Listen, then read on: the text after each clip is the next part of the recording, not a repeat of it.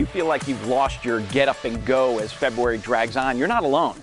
Many parents and students feel bogged down right now. Lots of students are struggling to see the point of putting efforts into their schoolwork, disheartened and uninspired by continued remote and hybrid learning. Dr. Sharon Saline is here with some tips to boost motivation in children and teens. Good morning, Dr. Saline. Good morning, Patrick. It's great to be here. This subject could not have come at a better time, and you're absolutely right. It's February. We got snow. We're getting more snow. We're in the doldrums, but you've got some good and some interesting points. What are they? So first, I want to say keep it interesting. Things need to be engaging to sustain focus and persistence.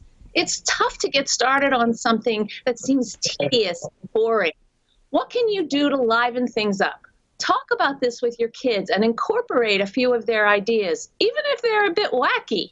Change the order of tasks, take timed movement and snack breaks, switch locations for working, gamify the activity and offer choices.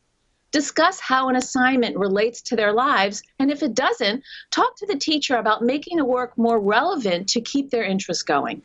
You know, Dr. Saline, this is one of the times of year where I think most people say, you know what, I'm going to get to that later. You know, they procrastinate.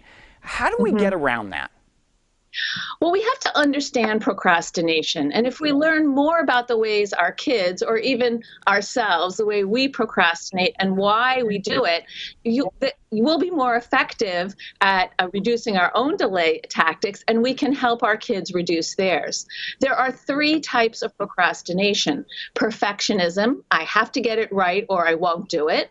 Avoidance, I hate doing this thing. I'm going to do it seems impossible to do. Why bother trying? And productive, I'm going to do other things that need to get done and feel good because I'm accomplishing something, but I'm going to stay away from the really big thing that I don't like. And procrastination is also often related to anxiety and a failure mentality. And the best way to combat procrastination is to break things down into small, doable chunks that seem more manageable. And no chunk is too small. You know, so when you say break it down into small, manageable chunks, are you talking about creating realistic goals? Yes, exactly. The length of remote hybrid learning is wearing on students. It's wearing on parents and teachers, all of us. So we want to talk with kids about setting goals they can actually meet and want to achieve. Many students just cannot function as efficiently and effectively as they did prior to the pandemic. What is the bare minimum that's acceptable to both of you?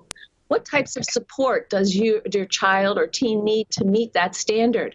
How can you incorporate their guidance counselor or their teachers into making a decision about those goals?